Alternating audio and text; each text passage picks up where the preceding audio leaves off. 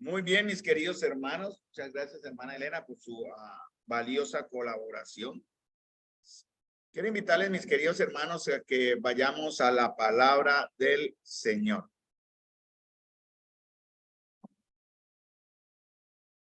Vamos a abrir nuestras Biblias y vamos a conocer qué es lo que el Señor nos quiere hoy hablar, cómo nos va a reafirmar lo que ya nos está hablando.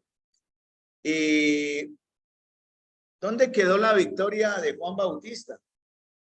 ¿Cómo comenzó Juan su ministerio? Pero ¿cómo terminó él? Y aparentemente terminó mal, ¿no? Para el mundo, muerto, pero para en Cristo, victorioso. Yo imagino también, como dije anteriormente, y especulo, porque la escritura no lo dice, aunque en Hechos sí menciona que fue lo que el primer martes de la iglesia vio. Cuando Esteban moría, él vio los cielos abiertos y al Hijo del Hombre a la diestra del Padre. Y en cierta forma me atrevo a adelantarme y pensar que en el momento en que el hacha o la espada cortaba su cabeza, Juan Bautista de igual manera vio. No el Hijo del Hombre aún, porque él estaba acá, ¿verdad? Era su primo en realidad y él ya había anunciado, he aquí el Cordero de Dios que quita el pecado del mundo. Y es interesante, eso lo vamos a ver más adelante en otro estudio de esta serie, que Juan Bautista, con todas las pruebas y señales que tuve, que aquí el Cordero de Dios, él dudó. ¿Se acuerdan? Él dudó. Estando en prisión, él dudó. Y dudar no está mal, hermanos. Dudar no es en sí un pecado, digámoslo así, que nos aleje de la gracia de Dios. Sí, cuando nos aleja de la gracia de Dios, sí es pecado. Pero Juan, en medio de su sufrimiento, porque allá no lo tuvieron en hotel de 5 estrellas, en la cárcel o en la prisión de Herodes, él dudó. Y sin embargo, él no negó a su Señor cuando fue muerto. Perfectamente pudo haberse retractado, ¿no? Como hoy día se hace mucho, ¿no? La ley obliga a veces a personas que, porque ahora es delicado, ¿no? Afectar la honra de las personas, se puede generar un denuncio, una demanda, ¿no? Y si el juez falla a favor, usted está obligado a pedirle perdón a esa persona. Juan no le pidió perdón a Herodes porque Herodes estaba en un pecado declarado y manifiesto. Vamos a Marcos capítulo 6, versículo 18. ¿Quién es el protagonista principal en estos exactamente 15 versículos? ¿Quién es el protagonista? Juan, aunque tiene un trasfondo de un hombre malo y perverso llamado Herodes. Ya conocemos algo de Herodes, pero mi intención, hermanos, no es, no es hablar de Herodes. Herodes no vale aquí la pena. Vale la pena es aquel que nos está enseñando cómo servir al Señor, aún hasta la muerte. Ese es como el propósito o la intención de lo que aquí el estudio nos dice. Recuerden que estamos en Marcos, estamos hace ratico, ya vamos para un mes en Marcos 6:14, pero vamos a adelantar otro poquito. Hermano, porque es que la palabra de Dios, si vamos a encontrar de verdad sus riquezas, hay que profundizar, hay que cavar, ¿no? Dice, cuando uno cava un pozo, hay que hacerle duro. Ahorita las máquinas ayudan mucho, ¿no? Pero antiguamente los pozos se excavaban a mano, ¿no? A pica y pala. Hermanos, y en cierta manera excavar del pozo de la palabra implica esfuerzos, sacrificio, cansancio, pero al final satisfacción cuando de ese pozo salen los ríos de agua viva. Y eso es lo que Marco nos enseña, por eso me quedé como en Marcos 6:14, ahí tenemos tema para hablar, pero dije, vamos a adelantar un poquito, porque de pronto el pueblo de Dios se me atora, se me llena y no sigue. De pronto, ay, el hermano siempre en lo mismo y el mismo y el mismo, pero a través del mismo verso, aquí en este verso 14, yo realmente tengo como 3 temas más, pero decidí adelantar para que ustedes me sigan el ritmo y poder avanzar a conocer más cuando empecemos a ver Marcos 6:30 sobre la alimentación de los 5. Marcos 6:18-20 dice, porque Juan decía Herodes, bueno, ya hablamos de la conciencia de Herodes, ¿no? Cómo Herodes fue acusado en su conciencia, ya hablamos buenos principios sobre la conciencia. ¿Qué es la conciencia? ¿Qué hace la conciencia? ¿De dónde viene la conciencia? Y este hombre, a pesar de su maldad, aún algo de conciencia tenía. Y dice Juan 6:18-20, porque Juan decía Herodes, no te es lícito tener a la mujer de tu hermano. Pero Herodías, o sea, la mujer de Herodes, que era su mujer, pero a la vez era su sobrina, esposa del hermano de Herodes. Eso era un enredo, esas alianzas familiares y la perversión en las cuales esos reyes vivían, ¿no? Entonces Herodías le acechaba y deseaba matarle y no podía. No puedo matar a Juan porque no era el momento de Juan. Cuando llegue el momento de morir, moriremos. Y nadie podrá impedir eso, hermanos. Cuando llegue el momento de ser salvados, seremos salvos y nadie podrá impedir eso.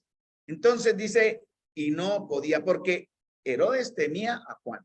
Y ese temor generó en cierta manera, entre comillas, no un respeto que se desee, no deseamos el respeto de los impíos, ¿no, hermanos? Sino su conversión y su arrepentimiento.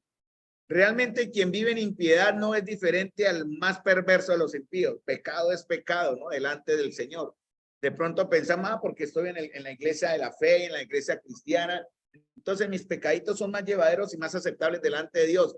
Nunca tal cosa. Pensemos, hermanos, porque ahora nosotros sí tenemos un Dios de gloria que pagó por nosotros. Los impíos están y a su muerte irán. Mas nosotros hemos sido comprados por precio. Entonces dice, Herodes temía a Juan, sabiendo que era varón, ¿cómo? Justo y santo, y le guardaba salvo, y oyéndole se quedaba muy perplejo, pero le escuchaba de buena gana. Mire, en Herodes podemos ver la vida de un hombre que escucha la palabra, pero no hay resultado. Escucha la verdad, pero no hay respuesta, porque el corazón de Herodes en verdad se había endurecido. La palabra endurecer, la palabra no es el término que entendemos en el español de ser duro, aunque es el tipo o la imagen que ha de estar duro como la piedra, sino endurecer en griego es poros, y poros significa, de ahí viene la palabra porosidad, como una esponja, ¿no? Llega la palabra y la palabra lo que hace es pasar de largo, no afecta. Y eso tipológicamente hablando o aplicándolo a un término de la palabra es endurecer. ¿Sí me entienden? Entonces, si usted escucha la palabra, oye la palabra, vive la palabra, pero la palabra no genera un efecto real en su vida, es que usted está endureciendo o ya se endureció, ¿no? Porque la palabra pasa como si fuera por una esponja. Pero vimos el jueves anterior. Vimos el jueves anterior. Vamos a ver, por favor. Por favor, tengan atentos a los micrófonos. Bien, vimos el jueves anterior de dónde comenzó Juan a ser, como dice acá, un hombre justo y santo, ¿sí? Justo y santo. Él tiene un antecedente, pues realmente, y en cierta manera, él comenzó con una semilla. Juan fue apartado desde el vientre de su madre, ¿verdad? Y fue profetizado en Lucas. Vamos a Lucas y vemos algunas cositas más, porque en la escritura, el personaje principal en Marcos es Juan, pero tenemos que correlacionar con otros textos de la verdad del Señor, la escritura, que nos dan otras como pistas o nos dan a entender cosas más que en Marcos no menciona. Entonces, en Lucas capítulo 1, cuando vimos la vida de sus padres, dice la escritura que ellos eran hombres justos, ¿no? Dice en Lucas capítulo 1, exactamente capítulo 1, versículo 5. Ahí comienza la historia de los padres de Juan Bautista. Uno llamado Zacarías, sacerdote, y su mujer llamada Elizabeth. Y dice que ambos eran como justos. ¿Delante de quién? De Dios. E irreprensibles, perdón, en todos los mandamientos y ordenanzas del Señor. Juan, de igual manera, era justo delante de Dios, ¿verdad? E irreprensible y santo. Eso significa ser irreprensible, ¿no? No hallaban en ellos motivo de acusación. Las personas no hallaban en Juan un motivo de acusación. ¿Qué ven las personas en nosotros? ¿Pueden las personas decir verdaderamente en esa iglesia son justos y santos? Si aquí estando en un ambiente protegido, hermanos, somos santos en verdad. Bueno, sería cerrar puertas y guardarnos hasta acá una nueva pandemia y que éramos todos aquí en verdad, que no se pudiera ya salir. ¿Cómo sería nuestra convivencia después de una semana, 2 semanas, 3 semanas, un mes, 2 meses? ¿Será como la tendremos en el cielo? Yo no creo. Empiezan a haber situaciones, pero hermano, las personas afuera sí quieren vernos de una manera que transformen sus vidas. ¿Cuáles fueron los antecedentes de Juan que se relacionan con la iglesia? Porque debemos, y yo lo estoy aplicando para correlacionarnos con el llamado, con el tema del servicio que estamos viendo en Marcos capítulo 6. Entonces, ¿cuáles son las cosas que son paralelas con Juan? Juan Bautista fue anunciado. Y también, como dice en Lucas capítulo 1, versículo 80, que lo puse en la invitación para el estudio, Juan también fue preparado, ¿no? Juan Bautista fue anunciado, Juan fue preparado. En Lucas capítulo 1, versículo 80 dice, y el niño crecía y se fortalecía en espíritu y estuvo en lugares desiertos hasta el día de su manifestación a Israel. Recuerden que Juan fue el punto de inflexión, el punto medio entre la culminación del Antiguo Testamento, la revelación del Nuevo, porque a través de Cristo comienza una nueva dispensación o tiempo en el tiempo de Dios. Con Cristo vamos a encontrar el final, no la anulación, el final del tiempo de ley, no la anulación, pero sí el inicio del tiempo de gracia a través de Cristo. Juan anunció esto. Por eso él decía, arrepiéntanse para perdón de sus pecados. Entonces, tanto como Juan Bautista fue anunciado, la iglesia también ha sido anunciada. Recuerden el Señor cuando Israel tantas veces le fallaba. Él dijo, llamaré, dice Oseas, llamaré a un pueblo que no es mío, pueblo mío, ¿verdad? Y él anuncia y él advierte que a causa de las desobediencias de Israel, él los soltaría para trabajar con ellos de una manera diferente y tomaría un pueblo que llaman empero, se llama un pueblo también, perdón, en Efesios, celoso de buenas obras, un pueblo ya preparado. Dice la escritura en primera de Pedro 1, 18 al 20, hablando de que fuimos rescatados de nuestra vana manera de vivir, no con cosas corruptibles, cosas pagaderas como oro a plata, sino que con la sangre preciosa de Cristo como de un cordero que anunció Juan, sin mancha y sin contaminación. Ya anunciado desde antes de la fundación del mundo, pero manifestado en los posteros tiempos por amor a nosotros. Al haber sido anunciado desde antes de la fundación del mundo, significa también entender que había un propósito del Señor al anunciar un Salvador para el hombre. Y Él se prepara un pueblo celoso o un pueblo especial llamado iglesia. Somos nosotros, hermanos. Entonces, Juan Bautista fue un hombre escogido y apartado para Dios con un propósito. ¿Cuál fue el propósito de Juan? Dice en Lucas 1:15, dice anunciar. El ángel anunció, dice, porque será grande delante de Dios. Este texto es muy importante y lo veremos más adelante con más detenimiento. Porque será grande delante de Dios. No beberá vino ni sidra y será lleno del Espíritu Santo aún desde el vientre de su madre. Y hará que muchos de los hijos de Israel se conviertan al Señor, Dios de ellos. Entonces, Juan fue el punto de final e inicio de un tiempo en especial. Pero la iglesia también es el punto final de un tiempo de Dios. Estamos en tiempo de gracias y el Señor nos ha llamado también para preparar la venida del Señor. La iglesia tiene como tarea eso, no simplemente ser un grupo de jóvenes, de personas, de adultos, de amantes de Dios que nos reunimos a aprender cosas espirituales, sino hermanos, estamos llamados a impactar el mundo con el evangelio. Esa es la tarea de la iglesia. Aunque es bueno estar acá, obviamente, pero también es muy importante, hermanos, salir para prestar el servicio a la cual el Señor ha llamado a unos más que a otros en cierta manera. Entonces nosotros estamos llamados a anunciar la venida. Ya Juan anunció al Cordero de Dios que quita el pecado del mundo. Nosotros a quién anunciamos, al Cordero de Dios, anunciamos al que vendrá con vara y hierro, dice en Apocalipsis, con juicio, como dice en Apocalipsis 2, sus pies como bronce bruñido, habla de juicio, el juicio terrible en el día del Señor, hermanos. Estamos resguardados de ese día terrible del Señor. Estamos llamados a anunciarle a los que allá no conocen que vendrá un juicio. Entonces, hermanos, el plan de Dios, el plan del Señor para Juan antes de su nacimiento, como dije, fue el final de una dispensación. El punto de la iglesia, nos relacionamos también, dice Efesios 1, que hemos sido apartados, predestinados, Efesios 1:5 en adelante, por el Señor para unos propósitos especiales. Lo que quiero resaltar a través de estos minutos que dura el estudio es que en cada tiempo, hermanos, Dios va a levantar siervos fieles. En todo tiempo podemos ver la historia de Israel y en la historia del Antiguo Testamento. Quiero recalcar que la palabra de Dios es completa. El Antiguo Testamento no es ese, el Antiguo Testamento es palabra de Dios también. Y sus principios también debemos sacar principios de vida que se confirman en el Nuevo.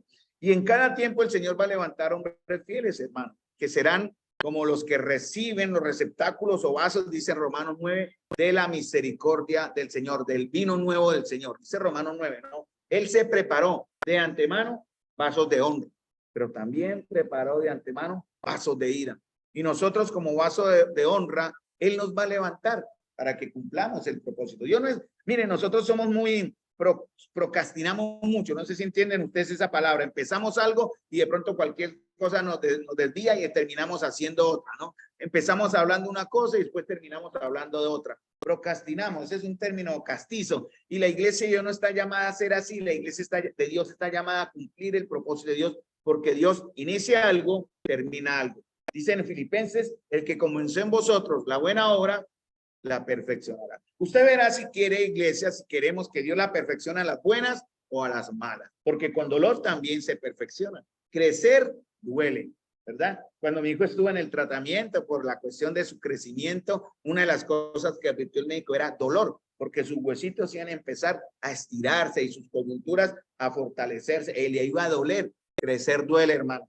Pero muchas veces a nosotros no queremos el dolor y por lo tanto huimos al crecimiento, ¿no? Evitamos, frenamos el crecimiento, pero el Señor hará su obra entre nosotros, queramos o no queramos, porque su propósito, nosotros como congregación no estamos ajenos a la voluntad de Dios. Muchos cristianos creyentes, muchas congregaciones y localidades en muchas ciudades, pueblos y naciones tienen el mismo punto de trabajo el Señor en ese proceso. Entonces, hermanos, Él va a levantar vasos nuevos, odres nuevos, y lo puede hacer, como dijo, o como no he dicho, pero lo voy a decir, de manera colectiva, como iglesia, o de manera individual. Y para eso, hermanos, para cumplir ese propósito y entenderlo, tenemos que prepararnos. En los puntos de salvación que estamos viendo con una persona que está tomando un curso para saber si es salvo o no. Hemos hablado de 5 punticos. 5 punticos habla de la necesidad del pecado, la solución del pecado, el entendimiento del pecado, la aceptación del pecado y el resultado por haber aceptado la solución al pecado, entender la solución al pecado, haber aceptado a la solución del pecado y cubrir el pecado. ¿Sí me entendieron? Fui hacia adelante, hacia atrás. Y en la obra del Señor también es mismo. El Señor tiene un propósito, tiene una solución a ese propósito, tiene la manera de cumplir ese propósito, pero tenemos que entenderlo. Para entenderlo hay que prepararnos. Ese sería el cuarto punto. Entender algo significa prepararnos, actuar por fe y vamos a ver resultados. Efesios capítulo 4 habla, ¿no? El resultado que el Señor espera de nosotros como iglesia y era el resultado que en verdad el Señor esperaba en el pueblo de Israel por la predicación de Juan Bautista. Efesios capítulo 4, versículo 16, de que en todo el cuerpo, dice, bien concertado y unido entre sí por todas las coyunturas que se ayudan mutuamente, con dolor o sin dolor, ¿no? Según la actividad propia de cada miembro, recibe su crecimiento para ir edificándose en amor. Hermanos, el crecimiento lo da el Señor. En el caso de Andrés, cuando vimos que él no crecía con la suficiente rapidez que él necesitaba crecer, porque él es un joven y los jóvenes, por lo general, bueno, a mí me pasó, pero yo, bueno, superé eso, ¿no? Tienen complejos y tienen situaciones, ¿no? Y entonces vimos que algo estaba fallando, algo fallaba. Andrés no está creciendo con la rapidez que se necesita. Bueno, obviamente el modelo no era el más completo, es como el papá, va a ser pequeño. Pero dijimos, vamos a solucionar el problema, hay que buscar la solución al problema porque había un problema, no crecía. Si nosotros en nuestra congregación vemos que no crecemos, hay un problema. Hermanos, hay que identificar el problema, o por pecado, o por ignorancia, o por obediencia, que también es pecado, pero la obediencia puede ser a veces, como decir a medias, que también es un pecado, pero no en cierta manera que causaría un efecto tan desastroso. Pecado sí causa efectos desastrosos. Y la obediencia, algunos son obediencias parciales. Dios no quiere una obediencia parcial, quiere una obediencia total. Pero para eso necesitamos ser preparados, como en el caso de Juan. Juan, ¿cómo fue preparado para su ministerio? Si el tiempo alcanza, yo había dicho un mes. En el estudio de Marcos capítulo 6 llamamos para mes un cuchito. Recuerden que tenemos pendiente asuntos de la iglesia local y todavía estamos aprendiendo la iglesia como un cuerpo. Y tenemos que también retomar esa idea para no olvidarnos.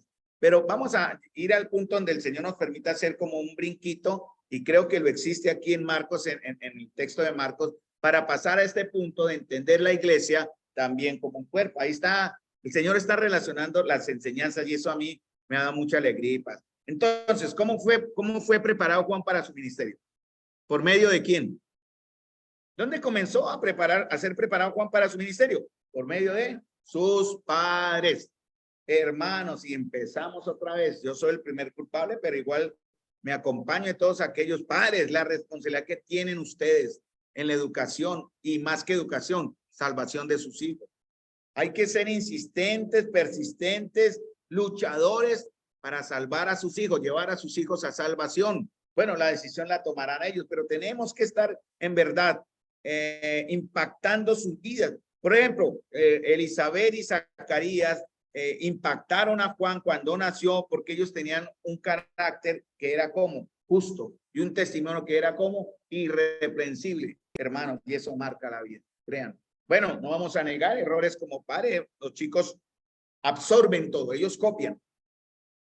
Y si usted es un mal padre, ellos van a copiar el ser mal padre, aunque la decisión la tomarán ellos. Hemos visto en la historia de Israel cómo muchos reyes siendo con padres buenos hicieron lo malo y reyes con padres malos decidieron hacer lo bueno. Entonces, tampoco vamos a excusar que los jovencitos tengan, tengan excusa en esto. Ellos son responsables de la decisión que tomarán, pero nosotros comenzamos a dejarle esa semilla que va o debe germinar en sus corazones. Así como el nacimiento de Juan fue milagroso, hermanos, el nuestro también lo ha sido de igual manera. Eso está en Efesios capítulo 2, versículo 1 y 10. Entonces, la vida de Juan la vida de los padres de Juan representa perfectamente la vida de padres como. ¿Cómo llamaríamos a una familia como Juan y Elizabeth? Conociendo estas dos características de él. ¿Cómo serían? Padres que temerosos, ¿qué más? ¿Cómo dijo? Santos, ¿no? Santos, temerosos, piadosos, de ahí viene la palabra pío, ¿no? Obedientes, un buen ejemplo, digno de imitar, ¿no? Que estaban viviendo en tiempos oscuros, malos. Bueno, en realidad la economía de Israel no estaba tan buena en tiempos esos, porque ellos estaban sujetos al control de Roma y Roma exigía tributo. Y al exigir tributos para el sostenimiento del imperio romano, Herodes tenía que apretar al pueblo ¿cómo? Con impuestos. Entonces económicamente las cosas no eran también. Aunque Zacarías era de la clase de los sacerdotes, él recibía cierto cuidado del templo, pero la situación en general estaba pesada económicamente, estaba pesada también políticamente, ¿no? Bajo un yugo romano. Se levantaron, hubo muchos intentos de sedición, de personas que se levantaron contra Roma. Incluso Jesús más adelante tuvo entre sus discípulos a algunos que eran guerrilleros, ¿no? De las milicias, llamémoslo así, se llamaban los celotes, y eran hombres recios dispuestos a matar al que fuera por lo menos simpatizante de Roma o que fuera romano. Bueno, Dios transformó la vida de estos celotes también. Y ellos, aunque estuvieron en un tiempo de situación política mala, económica y religiosa también, recuerden en qué estado religioso se encontraba Israel. Por 400 años el pueblo no recibió palabra del Señor. Entonces, ¿qué hicieron los sacerdotes con buena o mala intención en realidad? Pero a veces uno comienza con buenas intenciones, pero cuando se aleja de la palabra termina en malas intenciones. Así usted empiece bien, va a terminar mal si se aleja de la palabra. Empezaron a cambiar la ley de Dios por sus tradiciones. Por eso el Señor, y en eso fue con también Juan muy duro, como le decía a los religiosos. Y él era de esa clase, él era del linaje sacerdotal. Él no siguió como sacerdote. Él prefirió salir al desierto. Pudo haberse educado en Jerusalén con los mejores maestros, tener la mejor enseñanza, pero Dios le guió a él, porque no dice en qué manera, solo dice que él ya estaba en el desierto cuando vemos ese texto en la historia de Marcos capítulo de Lucas 1:80, ¿no? El niño crecía y se fortalecía en espíritu y estuvo en lugares desiertos. Tal vez comenzó joven, tal vez sus padres murieron jóvenes y él no quiso seguir. Se fue al desierto a seguir buscando al Señor. ¿Y cómo llamaba a los religiosos de su época? Eran palabras duras, ¿no? Víboras, ¿no? Generación de víboras. A veces, hermanos, es necesario en el Señor y en temor a Dios hablar palabras fuertes para reprender el pecado. Con el pecado no se juega. Entonces, eran tiempos oscuros, malos, sin esperanza, hermanos, pero ellos fueron firmes en la guía e instrucción de sus hijos. Nosotros queremos proteger a nuestros hijos porque el mundo está trayendo mucha perversión, ¿no?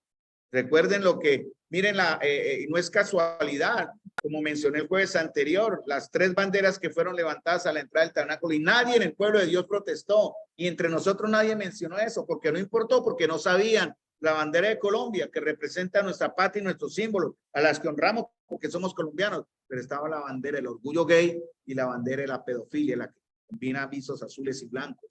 ¿Sí la vieron? ¿Vieron la foto? ¿Ya han visto la película o están anunciando? No sé si ya llegó a Colombia los gritos, los sonidos de la libertad de Mel Gibson. Bueno, que va a llegar. Y están atacando esa película, ¿no?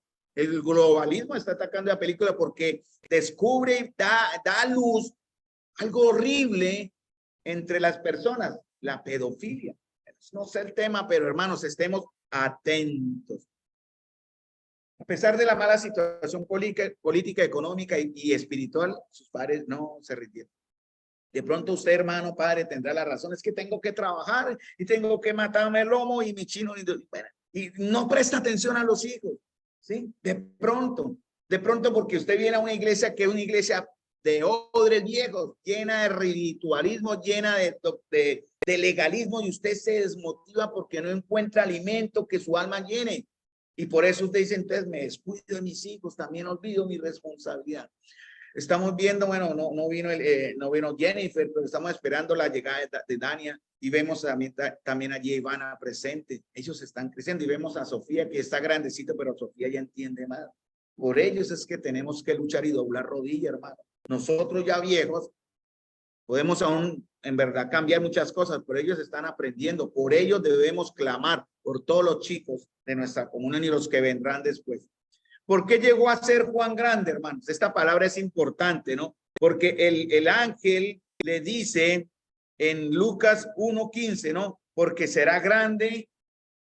¿Cómo es la palabra? Delante de Dios.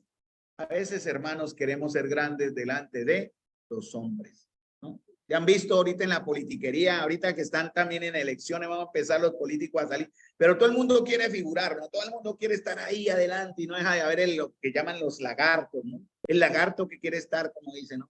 Buscando cómo acomodarse ante un sistema político, una tendencia política. Hermano, nosotros no llegamos a, o no queremos, no vamos a ser los lagartos de Dios.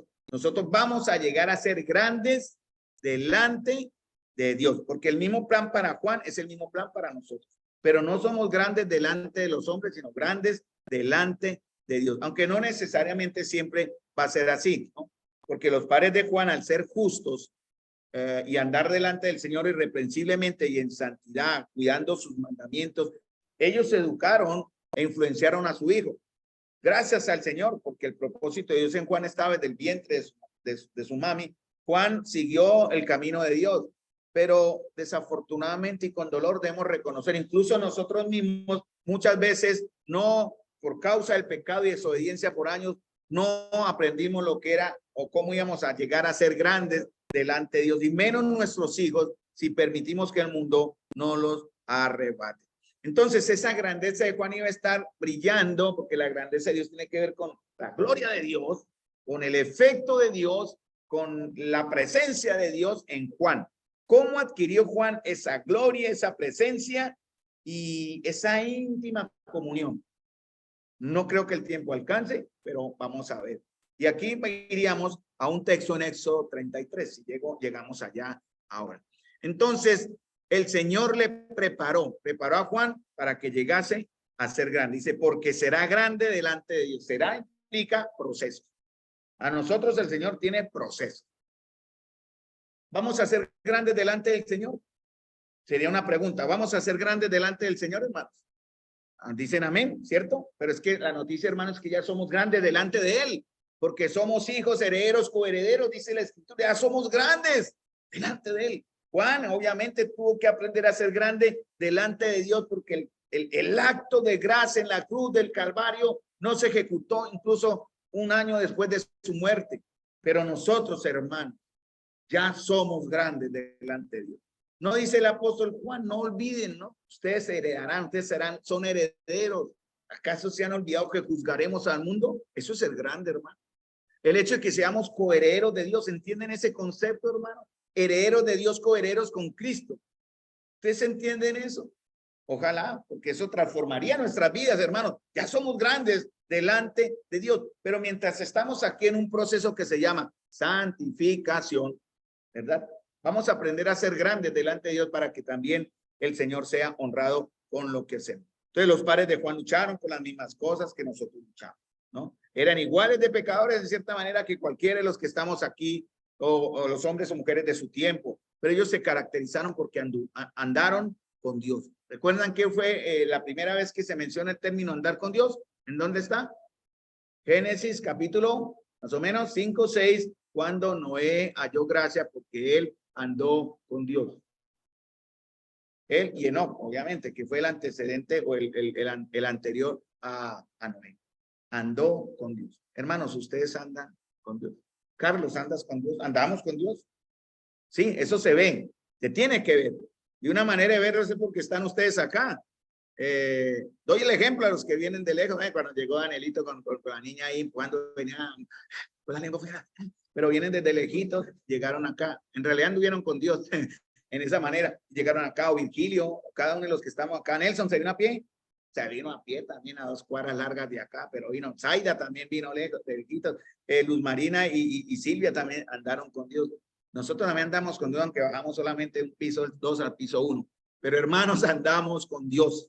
Ese es el punto. Nosotros ahora andamos con Dios. Entonces, hermanos, como en el caso de Noé, ya lo mencionamos, no necesitamos amoldarnos a quienes nos rodean. No hay que hacerlo, ¿verdad? Para estar cómodos, para no sufrir, porque hoy en día solo se acepta lo que es políticamente correcto. Nosotros no estamos llamados a aceptar lo que es políticamente correcto. En este caso, los temas que ya hablamos sobre el orgullo gay, la pedofilia y otras barbaridades y perversiones del hombre que está a punto de ser llevado a la condenación. Hermanos, no tenemos que no tenemos que acomodarnos en verdad a estas formas de vida. Y por eso el Señor tiene que hacer algo con nosotros. Sí o sí lo va a hacer, porque aún tenemos conceptos cerrados, hermanos, que necesitan ser mejorados. Y eso se logra por conocimiento. Bueno, yo les estoy enseñando, hermano. Esa es mi tarea. Pero a mí el Señor me enseña. Y el Señor sabe cómo me está hablando. Y yo sé cómo lo estoy escuchando. Y espero que ese es el mismo proceso para con ustedes. Quitar esos conceptos erróneos, cerrados de la carne, lo que significa ser un cristiano, ser un creyente. En la asamblea, en nuestra asamblea, ese concepto ha estado cambiando por obra de Dios, hermano. Esto es obra de Dios. Pero también, ¿por qué? Porque hemos perseverado en la doctrina de los apóstoles. Hechos 2:42. Una de las características de la iglesia que se perdió, porque el Señor le dice en Apocalipsis 2 a la iglesia en Éfeso: tengo contra ti que has dejado tu primer amor. No, vuelve a las primeras cosas. Él le dice, vea, le doy la oportunidad de que se arrepienta. Vuelva. Al decir vuelva, quiere decir que se dejó. Hermano, nosotros estamos volviendo y lo hemos visto. Ustedes son testigos. No estoy hablando de una ilusión personal de Carlos o una fantasía emocional, espiritual de Carlos. Yo lo estoy viendo, pero para eso necesitamos aprender, hermanos, a trabajar como un cuerpo perfectamente unido, concertado y unido por todas sus coyunturas para ir creciendo en amor, porque el crecimiento lo da Dios. Este será grande delante de él. Fue el anuncio del ángel. Ahora, en estos últimos minutos, ¿de qué manera comparamos este aspecto? Porque Lucas 1:15 al 17 nos habla de lo que más tenemos que aplicar a la iglesia. En realidad aquí vamos a sacar principios para nosotros. Y leo el texto, lo leo recortado en algunos, pero está en Lucas 1:15 al 17. Voy a leer lo que tengo acá porque corté algunas palabritas. Gabriel dijo esto de Juan, porque será grande delante. ¿Qué más? No beberá vino ni sidra, sino será lleno del Espíritu Santo. Eso significa que santidad, llenura, estar apartado. Dice, aún desde el vientre de su madre, y hará que muchos de los hijos de Israel se conviertan al Señor Dios de ellos. Y nosotros, ¿cuál es el poder de nosotros, hermanos? ¿Cuál es el poder que nosotros tenemos en realidad? ¿Cuál es el poder que en verdad podemos tener? En realidad no tendríamos ningún poder, ¿no? Nosotros tenemos autoridad en el nombre de Jesús, pero usamos el poder que Dios nos da para que esa autoridad cause un efecto, ¿sí? Para que cause a través del evangelio. Recuerde, mire, pero 120 días atrás, no, perdón, 50 días atrás, él negó al Señor. Y dice la escritura en Lucas, creo que dice que con gran maldición, con palabras duras. Él era un hombre recio. Y tal vez cuando el Señor lo, usted de los Galileos, yo no conozco ese, me imagino, no estoy atreviéndome a decir que fue insultante con Dios, pero usó tal vez palabras de su vocabulario de pescador rudo y no conozco a ese Galileo, no. ¿Qué hizo el Señor? Fácil, ¿no? El Señor le dice, bueno, Pedro, venga para acá, que usted sí era de los míos, yo tengo testigos y los puedo llamar mañana cuando me presente ante el Sanedrín, los pone. Simplemente le miró. Y cuando le miró, Pedro se retiró, ¿cómo? Llorando amargamente. Porque, hermano, lo que va a transformar nuestras vidas es precisamente eso. El Señor nos está mirando acá. Entonces, por eso tenemos la autoridad en su nombre y el poder a través de su espíritu. Nosotros innatamente no lo tenemos, pero el Señor nos da poder, ¿no? Y recibiréis poder cuando haya venido sobre vosotros el Espíritu Santo. Ya vino, ya nos selló, ya nos apartó. Y dice la escritura en 1 Timoteo, no nos ha dado Dios espíritu de cobardía, sino de ¿qué? Poder. ¿Qué más? Amor y dominio propio. Entonces veamos estos 5 punticos en estos minutos. Termino, perdón, de lo que dice el verso. E irá delante de él con el espíritu y el poder de Elías. Eso también se ve en la escritura. ¿Cuál era el espíritu y el poder de Elías? ¿Cuál era el propósito? Y eso me menciona en Malaquías. Es el último versículo que está antes de comenzar Mateo, ¿verdad? Y Malaquías dice que vendrá alguien con el espíritu de Elías que hará volver el corazón de los padres a los hijos, de los hijos a los padres, ¿verdad? Porque lo que se está buscando destruir es la unidad de la familia. Y al destruir la unidad de la familia, se destruye la unidad de la iglesia. Y si se destruye la cabeza en la familia, se destruye la familia y se puede destruir la iglesia. Son cosas que todo bien está relacionado. Y dice, para preparar al Señor un pueblo bien dispuesto. Dice en el versículo 17 de Lucas 1. Lucas 17. Y dice, perdón, lo leo, y de los rebeldes a la prudencia lo puso para preparar al Señor un pueblo bien dispuesto. Entonces, fiel a esa palabra, ¿qué sucedió con Elizabeth? ¿Qué sucedió con Elizabeth? Fiel a esa palabra. Recuerden que Zacarías era viejito y a pesar de las circunstancias, bueno, ya Dios no nos contestó. No, este Dios que tenemos no sirve para nada. Y fácilmente se hubieran rendido, ¿cierto? Se hubieran echado para atrás, hubiera sido un líder pusilánime, cobarde y acomodado en realidad. Pero él estaba viejo, pero no había dejado de orar porque el ángel le dijo, no temas, el Señor ha oído su oración. Y a pesar de sus años, ¿cuál era la oración de Zacarías? La oración de Zacarías, porque el ángel le dice, no, el Señor ha oído tener un hijo y con 80 o 70 años, pongamos no sé cuántos años tenía en ese momento, él aún oraba por tener un hijo. ¿Cuántos de ustedes en algún momento se desanimaron por eso, no? Dijeron, ya Dios no escucha, Dios no oye, pero sí, ya Samuel significa Dios oye, y por eso Ana bendijo al Señor en su tiempo, ella no desmayó, no se rinda. Por cualquier petición, este es el ejemplo que sale de orar por un hijo, pero Zacarías no desmayó. Y además de ñapa, su mujer que era viejita también era ¿qué?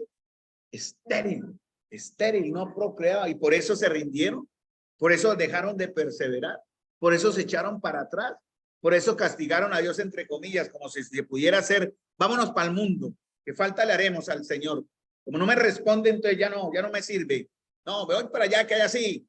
Ay, no nos engañemos, hermanos y hermanas, para todos. No se rindan, no dejemos de perseverar, porque el Señor en su tiempo dará respuesta. Si Él quiere, porque Dios no es mi sirviente, Dios no es mi esclavo, yo no lo obligo a Él a que me dé lo que quiero cuando quiero y como yo quiero, es cuando Él quiere, como Él quiere, a la hora que quiere, en el momento que Él quiere, y la gloria siempre será para Él, hermano. Tengamos en este ejemplo de Juan también y de muchos hijos o no hijos, para Él siempre será la gloria. Entonces, fiel a esa palabra del Señor, Elizabeth dio a luz. ¿Qué significa? ¿Qué significa con esto? Que Zacarías hizo lo que le correspondía hacer. ¿Sí? Fue y tuvo su intimidad con su esposa, ¿verdad? Y engendró un hijo que más adelante se llamaría Juan. ¿Fue un nombre puesto por quién? ¿Quién le puso este nombre? Dios mismo, ¿no? Que muchos pensaron ¿no? Que él iba a poner su mismo nombre, Zacarías. Por lo general eran los nombres del padre, el primer primogénito, ¿no? Y no colocó, porque eso fue algo que a la gente le extrañó, ¿no? Él dijo, se llamará Juan. Y en la circuncisión de Juan, cuando nació Juan, a los 6 meses, bueno, la historia está en Lucas, Zacarías dijo acerca de su hijo verdades proféticas que también son aplicables a la iglesia. Por ejemplo, Lucas 1:68, ya terminando, regálenme unos minutillos, pero son apropiados para dejar el texto bien claro. En Lucas 1:68 dice el Señor, porque mi deditos, no quiero dañar mi Biblia, ya dañé una hoja y no la quiero dañar. Dice, bendito el Señor Dios de Israel, 1:60, sí, que ha visitado y redimido a su pueblo. Entonces, Israel y la iglesia tienen un poderoso Salvador. A Israel vino en el Mesías, Cristo, y en nosotros vino a través de la fe, creyendo en él como Señor y Salvador, ¿no? Lucas 1:68. Israel esperaba, dice, que ha visitado y redimido a su pueblo. Israel esperaba un Salvador, pero ¿qué pasó cuando lo vieron? Le rechazaron, le rechazó, ¿no? Rechazó al Salvador, ¿no? La iglesia ha recibido también un Salvador, hermanos, y así, aunque suene feo y es verdad también, muchos le niegan, ¿no? Y aborrecen su misericordia, ¿sí? Se olvidan de su juramento delante del Señor, el juramento de Dios cumplido en Cristo. Y no existe en la iglesia ni santidad, ni justicia, ni consagración, ni servicio. Hermanos, hay muchos en la iglesia del Señor que son así. ¿Y cuál es la carga emocional? Por ellos, que el Señor les castigará algún día cuando separará a ellos como el tamo, como la cizaña que está invadiendo la iglesia. Hermanos, el propósito de los justos delante de Dios es actuar de la manera correcta y de acuerdo al corazón de Dios. Y por último, para dejar acá, porque aún faltó mucho tema, y la gloria sea para el Señor, porque la palabra de Dios, hermanos, yo creo que ni la eternidad en cierta forma nos va a alcanzar para entenderla, comprenderla y vivirla si se pudiera. Juan, igualmente que la iglesia, fue llamado para ir delante de la presencia del Señor. Eso está en Lucas 1:76 al 79. Preparando su camino, dar conocimiento de salvación para perdón de pecados, por la gran misericordia del Señor, y luz a los que habitan en tinieblas, encaminándolos por caminos de paz. Esta verdaderamente es también la función de la iglesia.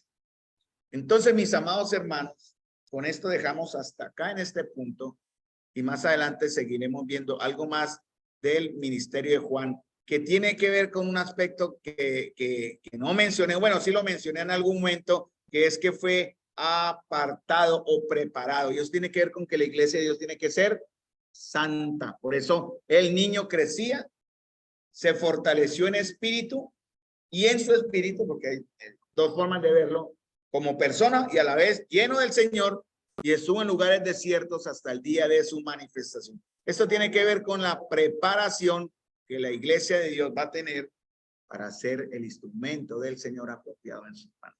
Vamos a terminar con una palabra de oración. Padre celestial, Señor, gracias te damos, amado Señor, por tu infinita misericordia, Señor, mostrada para con nosotros hasta el día de hoy. Te damos gracias, Señor, en verdad, por tu gran amor, porque en verdad, Señor, tenemos delante de ti o contigo, Señor, en tus propósitos grandes y maravillosos planes. Te damos las gracias, Señor, en el nombre de Jesús. Recibe ahora nuestras oraciones, Señor, y nuestras peticiones que respetuosamente presentamos delante de ti, Señor. Hazlas realidad y verdad de acuerdo a tu voluntad. En el nombre de nuestro Señor Jesús. Amén.